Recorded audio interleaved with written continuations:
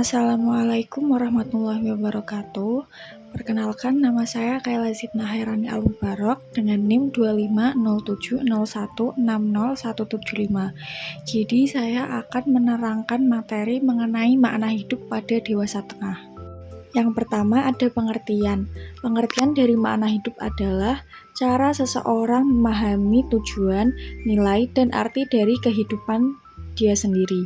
Dalam psikologi, makna hidup berkaitan dengan tujuan hidup, nilai yang diyakini, serta alasan seseorang bertahan dan berjuang.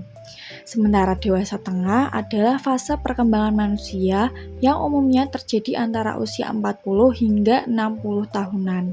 Secara keseluruhan, pengertian dari makna hidup dewasa tengah adalah masa transisi untuk menemukan tujuan hidup baru yang seringkali melibatkan keseimbangan antara karir, merawat orang tua, dan persiapan masa pensiun. Selanjutnya, teori psikologi.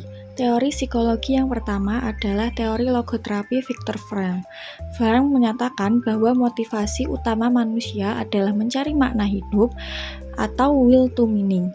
Menurutnya, makna hidup dapat ditemukan melalui 3 cara, yaitu yang pertama, karya atau pencapaian, yang kedua, pengalaman melalui cinta dan hubungan, yang ketiga adalah sikap dalam menghadapi penderitaan. Teori psikologi yang kedua adalah teori psikososial Erik Erikson.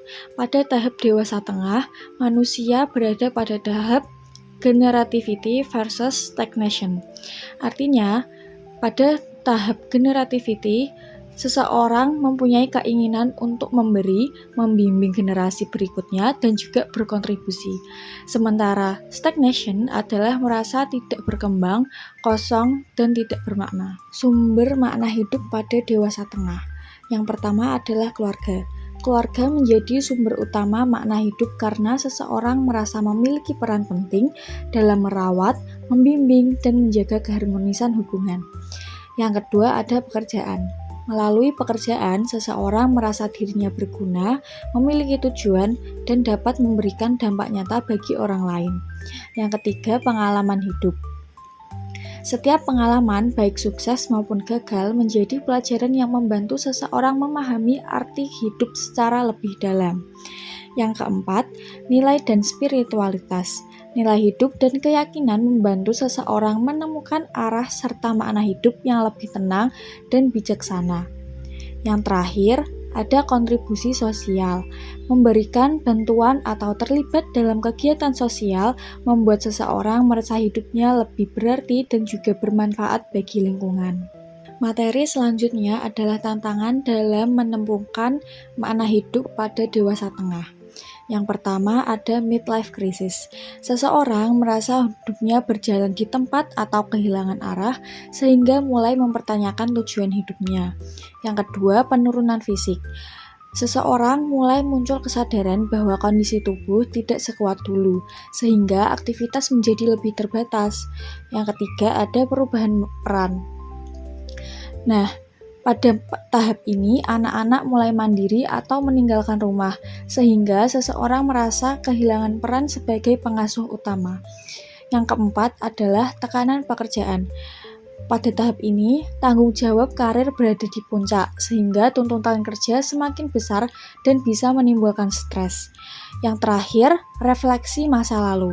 Seseorang menilai kembali perjalanan hidupnya, dan bisa muncul rasa menyesal atau merasa ada hal yang belum tercapai. Lalu bagaimana cara seseorang mengembangkan makna hidup pada dewasa tengah? Yang pertama ada refleksi diri. Pada tahap ini, seseorang melihat kembali pengalaman hidupnya untuk memahami apa yang sudah dicapai, dipelajari, dan diperbaiki. Kemudian yang kedua, memperkuat hubungan dengan orang terdekat. Menjalin hubungan yang lebih hangat dan berkualitas dengan keluarga, pasangan, atau sahabat agar mendapatkan dukungan emosional. Yang ketiga, berkontribusi pada orang lain. Memberikan bantuan, bimbingan, atau pengalaman kepada orang lain sehingga merasa hidup lebih bermanfaat. Yang keempat, mengembangkan spiritualitas, mendekatkan diri pada nilai-nilai kepercayaan atau makna hidup lebih dalam sebagai pedoman dalam menjalani kehidupan. Yang terakhir, menerima masa lalu dan fokus pada hal yang bisa dikontrol. Belajar menerima pengalaman masa lalu tanpa penyesalan berlebihan, lalu fokus pada hal-hal yang masih bisa diperbaiki di masa sekarang. Selanjutnya, analisis jurnal yang berjudul Studi Fenomenologis tentang Pengalaman Single Parent Mother pada Usia Dewasa Madya. Yang pertama, teori Averill. Teori Averill ini teori tentang duka cita yang melalui 3 fase. Yang pertama, fase terkejut, yang kedua, fase putus asa, yang ketiga, fase pulih kembali. Kemudian, teori selanjutnya adalah teori Harlech. Harlech mengemukakan bahwa tugas perkembangan dewasa madya mencakup pemenuhan peran sebagai orang tua dan pasangan. Analisis pada jurnal ini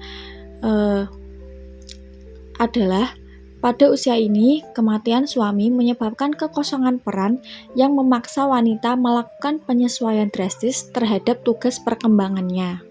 Sekian presentasi materi makna hidup pada dewasa tengah. Kurang lebihnya mohon maaf. Wassalamualaikum warahmatullahi wabarakatuh. Terima kasih.